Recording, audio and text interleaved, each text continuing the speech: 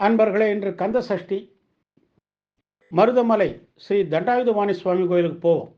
இத்திருக்கோவில் கோயம்புத்தூர் நகரின் மேற்கே 12 கிலோமீட்டர் தொலைவில் மேற்கு தொடர்ச்சி மலையில் ஒரு பகுதியான மருதமலையில் அமைந்துள்ளது.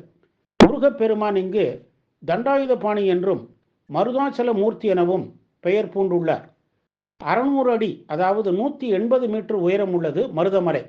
இங்கு மருத மரங்கள் அடர்ந்த பகுதி என்பதால் மருதமலை என பெயர் கொண்டது. இந்த மலையின் கிழக்கு நோக்கி ஆலயம் அமைந்துள்ளது. இந்த கோவிலை சுற்றி மருத தீர்த்தம், ஸ்கந்த தீர்த்தம் முதலிய புனித நீரூற்றுக்கள் உள்ளன. இவை மருத்துவ குணம் கொண்டவை. அருணகிரிநாதர் திருப்புகழ் பாடிய புண்ணிய தலம் இது. 7வது படை வீடு என பலரும் புகழ்வர். முருகன் அருள் பெற்ற பாம்பாட்டி சித்தர் முருகனுக்கு புதிய சிலை வடித்தார். அதுவே கருவறையில் உள்ளது. 2 கரங்களுடன் உள்ள இந்த முருகப்பெருமான் பழனி முருகனைப் போலவே கையில் தண்டத்துடன் இடது கையை இடுப்பில் வைத்தபடி தண்டபாணியாக காட்சி தருகிறார். தலைக்கு பின்புறம் குடுமி உள்ளது. காலில் தண்டை அணிந்துள்ளார். தினமும் ராஜ அலங்காரமும் விபூதி காப்பு, சந்தன காப்பு என 3 விசேஷ அலங்காரங்கள் செய்யப்படுகின்றன. கிருத்திகை, தைப்பூசம், வெள்ளிக்கிழமையில் வெள்ளிக்காப்பும் தங்க கவசமும் அணிவிக்கப்படுகிறது. அர்த்தஜாம பூஜையில் மட்டுமே முருகன் தண்டாயுதபாணியாக சுயரூபத்தில் தரிசிக்க முடியும். வேட்டி மட்டும் அணிந்து மற்ற ஆபரணங்களின்றி காட்சி தருவார். மலைப்பாறைகளுக்கு மத்தியில் உள்ள குகையில் பாம்பாட்டி சித்தர் சன்னதி உள்ளது. வலது கையில் மகுடி, இடது கையில் தடியும் வைத்து இவர் காட்சி தருகிறார்.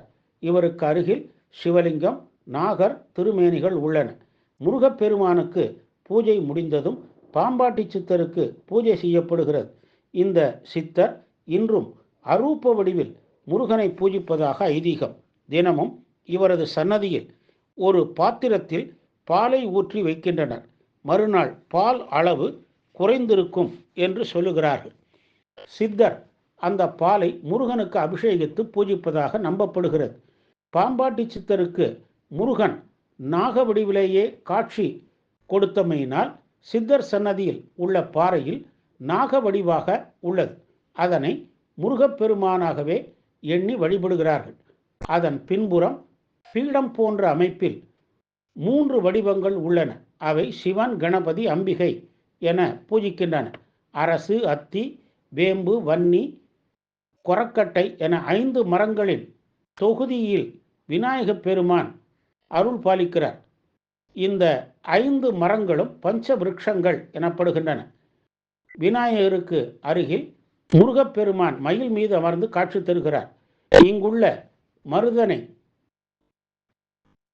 சுனை தீர்த்தம் மருத மரத்தின் அடியில் உற்பத்தியாகி வருகிறது. இந்த தீர்த்தமே சுவாமியின் அபிஷேகத்திற்கு பயன்படுகிறது. முருகனுக்கு வலப்புறம் பட்டீசரும் இடப்புறம் மரகதாம்பிகையும் நடுவில் முருகனும் கருவறையும் உள்ளதால் இது சோமாஸ்கந்த ஸ்தலம் எனப்படும். அடிவாரத்தில் ஸ்வயம் பிரகாச விநாயகர் உள்ளார். இவரை வழிபட்ட பிறகே முருகனை வழிபட செல்ல வேண்டும். ஆலயத்தை கொள்ளையடிக்க வந்த திருடர்களை முருகன் குதிரையில் சென்று அவர்களை பிடித்து பொருள்களை மீட்டார். இதை குறிக்கும் வண்ணம் குதிரை மீது முருகன் இருக்கும் சிலை உள்ளது.